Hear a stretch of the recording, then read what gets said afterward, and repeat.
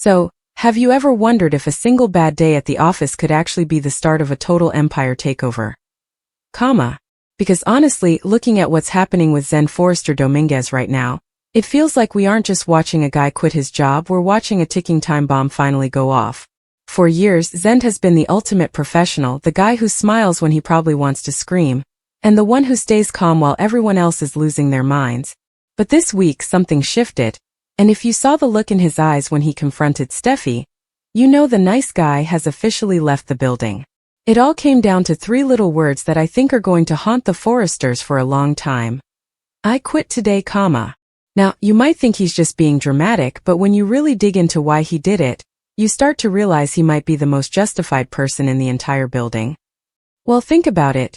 Zende has been treated like a second-tier family member for way too long, even though he's easily one of the most talented designers they have.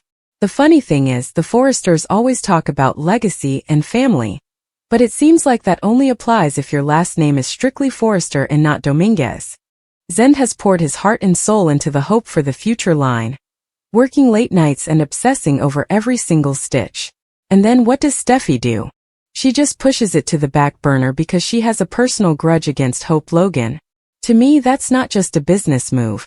It's a total slap in the face to Zende's hard work. Imagine spending months on a project just to have your boss toss it in the trash because she's annoyed with your coworker. It's no wonder Zende ended up crumpling sketches and throwing them across the room like we saw him do in front of Carter.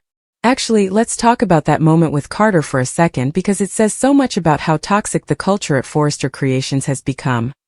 Why on earth was Zende venting to the company lawyer instead of his own COSO? In my opinion, it's because Steffy is completely unapproachable and has created an environment where if you aren't on her side, you're invisible. It really proves Hope's point that Steffy is letting her personal politics ruin the company. And when Rich tried to talk to Steffy about business, she literally brought up her traumatized childhood as a reason why she should stay in power. I mean, can you imagine using that excuse in a real boardroom? It just shows that the leadership at the top is more focused on old wounds than on the talented people right in front of them like Zende. The real kicker, though, has to be the arrival of the golden boy, RJ Forrester.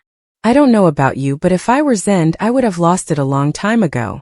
You've got Zende, who actually went to design school and worked his way up through the intern program, being treated like he's lucky to be there. Then RJ walks in, a kid who was basically an influencer 5 minutes ago, and suddenly he's the future of the legacy, just because he's Ridge and Brooke's son. It's the ultimate case of nepotism, and it's honestly insulting to watch. Zende even had to sit there and watch RJ get picked to work on Eric's final collection, while he was kept totally in the dark about his own grandfather's health. Emotionally, that has to be a devastating blow. It tells Zende that no matter how much he works, he's never going to be family enough to be in the inner circle. Did you catch that scene in the showroom with the red lace gown? It was so subtle but so telling. Eric was praising Zende for getting the hemline right, which is fine, but it's such a small compliment for a guy who should be leading lines. Meanwhile, Ridge and RJ are standing there patting each other on the back, calling themselves a great team, You could see it in Zende's body language. He knew right then that there were just too many voices in couture and his wasn't one that mattered. When he asked Ridge for a timeline on Hope for the Future, Ridge just brushed him off and said he was still valued. Let's be real, that's just corporate speak for stay in your lane and keep quiet. Zende isn't stupid. He can see that RJ is the one with the authority now, not him. And that's exactly why I think we're seeing Zende morph into this new, antagonistic version of himself. Delon Demetz, the actor who plays Zende, actually said in an interview that he likes this new edge. He mentioned that Zende's days of just following the plan are over, and he's finally growing a backbone. I think it's so much more interesting to watch a character who is villainous, but also totally right. He isn't a bad guy for wanting respect, he's just a guy who's been pushed too far. Even his interest in Luna, RJ's girlfriend, feels like it's coming from a place of wanting to take something back from the guy who took his professional future. It might not be a revenge plot in his head, but psychologically, it's a way for him to level the playing field. Now here's a question for you. Do you think Zende is actually going to leave for good? Or is this just another soap opera fake-out? Because if he really walks away, the consequences for Forrester Creations could be huge. Zen knows all their secrets, he knows how they operate, and he has the talent to start his own rival brand. Some people are speculating that he might join Katie Logan at her new fashion house, or even follow Hope if she decides to jump ship. Can you imagine a Logan fashion house with Zende as the lead designer? It would be the ultimate FU to Ridge and Steffy. It would prove that they didn't just lose a designer. They created their own worst enemy. If you look back at Zende's history, this whole thing becomes even more emotional. He was an orphan in Africa who lost his whole family before being adopted by the Forresters. He's spent his whole life trying to prove he's worthy of that name. So when he sees RJ get everything handed to him on a silver platter, it probably triggers all that old trauma of being the outsider, I honestly feel for him. He's done everything right, and he's still being told to wait his turn while the golden child skips the line. At some point, you just have to stop being grateful for the scraps and start demanding the whole meal. Will Zende actually join forces with the Logans? Is this really just a simple workplace frustration? Or are we actually witnessing the calculated birth of a new fashion empire built on the ashes of the Forrester legacy? That is the big question on every fan's mind right now as we watch Zende Forrester Dominguez finally stop playing nice. For years, this guy has been the dependable, patient, and arguably the most technically skilled designer in that entire building. But what does he get for it? He gets treated like a glorified intern every time a biological Forrester walks into the room. In my opinion, we aren't just looking at a simple plot point here. We are looking at a full-on psychological breakdown caused by a decade of being left out in the cold. The air in the CEO office wasn't just tense this week. It was absolutely suffocating. When Zende looked Steffy Forrester right in the eye and dropped those 3 devastating words, "I quit today," it wasn't just a career move. It was a massive act of emotional self-preservation in a house that just doesn't feel like a home anymore. Think about why this happened.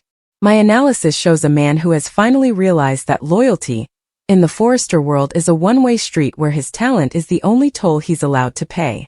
He has spent months watching Hope for the future, a line he literally breathed life into, be tossed onto the back burner like yesterday's leftovers. Psychologically, this represents the death of Zende's good guy persona. It's an identity he probably adopted just to survive after the trauma he went through in Africa as a kid. Well, think about it. Zende came from an orphanage, lost his family to a terrible epidemic, and was brought into this world of extreme wealth and even bigger egos. To me, his constant professionalism wasn't just a career choice. It was a desperate plea to be seen as worthy of the Forrester name he was given. But when he sees his creative work, all those sleepless nights and artistic soul-pouring, sacrificed just for Steffy's personal vendetta against Hope Logan, the dam finally breaks. I honestly believe Zende's explosion isn't a sign of weakness at all. It's the sign of a man finally discovering his own value outside of the Forrester shadow. Does he owe them his silence forever? I don't think so. The real poison in the water, however, has a very specific name: RJ Forrester. The arrival of the golden boy didn't just ruffle Zende's feathers. It completely invalidated his entire career path. Imagine being Zende for a second. You went to design school, you did all the intern programs, you moved to Paris to hone your craft, and you've put in years of hard work. Then, Ridge's son returns from being an influencer, picks up a pencil for 5 minutes, and is suddenly the future of the legacy. The funny thing is, the show is giving us a classic case of meritocracy being murdered by nepotism right before our eyes. When Ridge leaned so heavily on RJ for Eric's final collection, keeping Zende in the dark about Eric's health, the message was loud and clear. Emotionally, that had to be a betrayal of the highest order. Zende didn't just lose a professional opportunity. He was told he wasn't family enough to even know his own grandfather was dying. I argue that this specific moment is what planted the seeds for Zende's current villain era. He is no longer fighting for a seat at their table. He is looking for a way to flip the table entirely. Psychologically, this shifts Zende from an achiever to an antagonist, because when the system is rigged against you, the only way to win is to become the person who breaks the system. Can we really blame him for wanting to see it all burn down? We really have to talk about Steffy's leadership, or the glaring lack of it. The fact that Zende felt more comfortable ranting to Carter Walton, the company lawyer, than to his own co-CEO speaks volumes about the toxic culture Steffy has built. In my view, Steffy isn't running a fashion house. She's running a fortress designed to protect her own ego and her specific branch of the family tree. When she makes huge business decisions based on her personal distaste for Hope Logan, she isn't just hurting Hope. She's causing massive collateral damage to the careers of everyone tied to that line. And that means Zende. My analysis of Steffy's recent behavior suggests she's dealing with some deep-seated insecurity. She frequently brings up her traumatized childhood to justify her power plays. But let's be real. As a CEO, that's a professional embarrassment. My opinion is that Steffy is currently the biggest threat to Forrester Creation's stability. By pushing away a designer as talented as Zende, she is practically hand-delivering a weapon to her competitors. Think about the interpretation here. Zende's departure isn't just the loss of an employee. It's the creation of a rival who knows every single one of your company's dirty secrets. How long until that comes back to haunt her? The subtle art of marginalization was on full display in the showroom recently, and it was painful to watch. Eric praises Zende's hemline, which is a technical compliment, sure, but Ridge and RJ are busy patting each other on the back for being a great team. Emotionally, Zende was standing right there in the room, but he might as well have been invisible. You could see it in his body language. He realized right then that he is now just a voice in couture rather than a leader. Psychologically, this is death by 1,000 cuts. It's not one big insult, but a constant stream of small exclusions that tell Zende he will never be anything more than a supporting character in the Ridge and Sons show. I totally disagree with Ridge's dismissal of Zende's concerns. Telling someone they are still valued, while you're simultaneously stripping them of their agency, is the ultimate corporate gaslighting. Zende is too smart for that. He sees RJ strutting around with authority he hasn't earned, and he knows that his own timeline for hope for the future is being treated like a total joke. Analysis suggests Zende is now in evaluation mode. And when a person of his caliber starts looking at the exit, the building is already practically on fire. There is a growing consensus that Zende is morphing into the kind of rousing villain Thomas used to be. But here is my unique angle. Zende's villainy is far more dangerous because it is grounded in absolute truth. Unlike Thomas, who often acted out of obsession or mental instability, Zende is acting out of justified resentment. He has been the perfect son and the perfect employee for years, only to be cast aside for a kid with a TikTok following. Psychologically, when a nice guy finally snaps, they don't just get angry, they get surgical. His pursuit of Luna, RJ's girlfriend, wasn't just about attraction. It was a subconscious attempt to take something back from the golden boy, who took his professional future. Interpretation. Zende is subconsciously trying to level the playing field by hitting RJ where it hurts the most. While he claims it's not a revenge plot, the timing is way too perfect to be a coincidence. My opinion. I love this for him. Soap operas need a grounded antagonist, and Zende's evolution from dull to daring is exactly what this show needs to shake up the stagnant power dynamic between the Forresters and the Logans. So where does a frustrated Forrester go when they've been pushed too far? Directly into the arms of the Logans, of course. Analysis of the current landscape suggests that a Zende, Hope and Katie alliance could be the absolute death knell for Steffy's reign. Hope is already devastated and looking for an exit, and Zende is done being ignored. If Zende takes his talent to Katie Logan's new fashion house or joins Hope in a Logan brand, Forrester Creations loses its creative backbone. Emotionally, this would be the ultimate get lost to Ridge and Steffy. It's one thing to quit, it's another to join the enemy, and then go out and totally outperform the family business. Psychologically, Zende joining the Logans would finally give him that outsider status he already feels, but with the insider appreciation he's been craving for a decade. He knows the Forrester weaknesses, the pressure points, and exactly how to hurt the empire from the outside. I predict that Zende won't just leave quietly. He will lead a corporate coup that makes Brooke's recent attempts look like child's play. Do you think Ridge is even prepared for that kind of betrayal? To truly understand Zende's breaking point, you really have to look at where he started. He was a child who had to return a stolen camera, just to prove his honesty to the Forresters. Psychologically, he has been proving himself to this family since he was 10 years old. Every design he makes, every professional move he takes, is filtered through the lens of needing to justify his adoption and his place in the dynasty. My interpretation is that Zende is finally tired of being the grateful one. He's realized that gratitude doesn't buy respect in this family, Only blood does.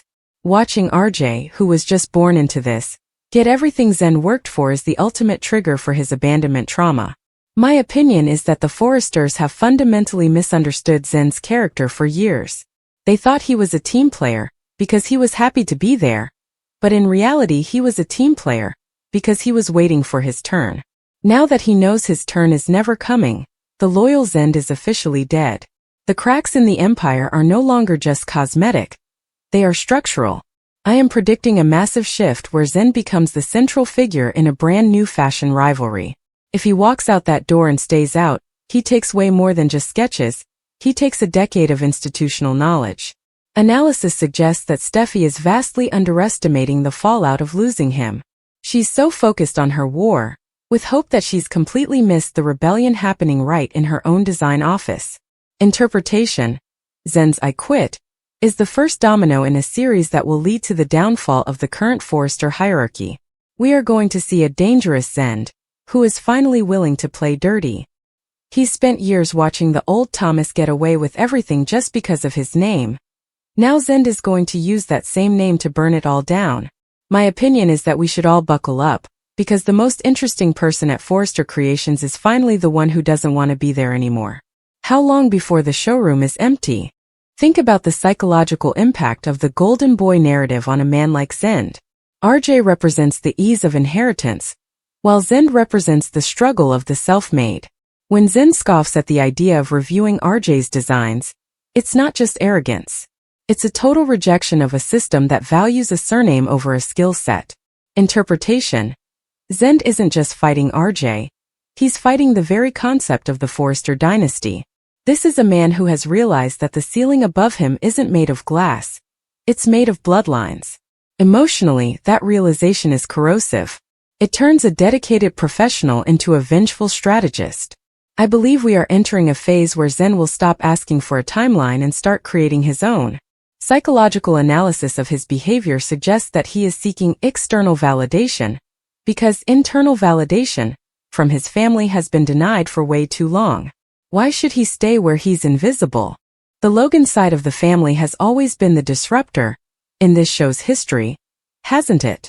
By moving to the Logans, Zende isn't just changing his commute, he's changing his allegiance to the disruptors. This is a calculated power move. Analysis: Zende joining forces with Hope and Katie would create a creative supergroup that could outdesign anything Ridge and RJ put together. Emotionally, this would finally provide Zende with the agency he has been mourning. He wants to be the one in charge, not the one being told he is valued while his work is ignored. My opinion is that the Logans would be fools not to give him exactly what he wants, the lead designer chair.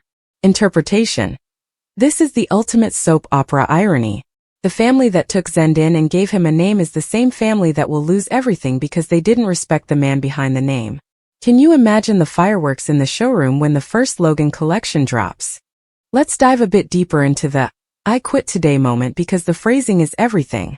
He didn't say, "I'm thinking of leaving," or "I want a raise." He said "today." That implies a level of finality and immediate severing of ties that characterizes a psychological breaking point. Analysis: this is the behavior of someone who has reached the absolute limit of their emotional bandwidth.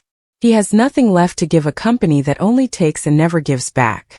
Emotionally, he is hollowed out. I think Zende's decision to quit is the healthiest thing he's done in years, even if it leads to all-out corporate warfare. Psychologically, he is reclaiming his autonomy. He is no longer a pawn in the Forrester versus Logan chess match. He's a player who has decided to start his own game. Would you have the guts to walk away like that? So, what do you think is going to happen next? Is Zende about to become the new Thomas and start playing dirty to get what he wants? Or is he going to take his talent elsewhere and show the Forresters exactly what they're missing? Personally, I'm rooting for him to burn the whole thing down and start something new. The Forresters need a wake-up call, and Zende is just the guy to give it to them. I want to hear your theories in the comments. Are you Team Zende or Team Steffy on this one? This drama is just getting started, and you definitely don't want to miss the fallout. If you enjoyed this deep dive, make sure you hit that like button and subscribe so you can stay in the loop on all things the bold and the beautiful. We've got plenty more analysis and spoilers coming your way, so stay tuned,